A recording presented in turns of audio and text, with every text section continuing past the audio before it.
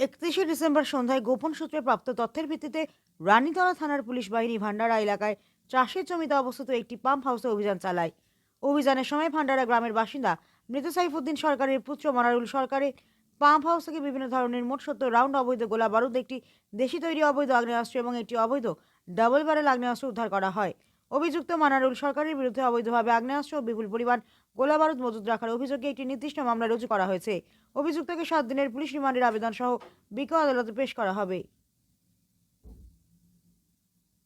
একটা বিশ্বস্ত সূত্রে খবর পেয়ে রানীতলা থানার টিম ভান্ডারাতে একজন জনৈক্য মানারুল সরকার ওর যে বাড়ি সংলগ্ন যে পাম্প হাউস আছে সেখান থেকে একটা ডাবল ব্যারেল ইম্প্রোভাইজড গান, একটা সিঙ্গেল ব্যারেল ইম্প্রোভাইজড গান, 6 রাউন্ড 303 অ্যামিউনেশন এবং 64 রাউন্ড 12 বোর লাইভ অ্যামিউনেশন ওখান থেকে সিজ করা হয়।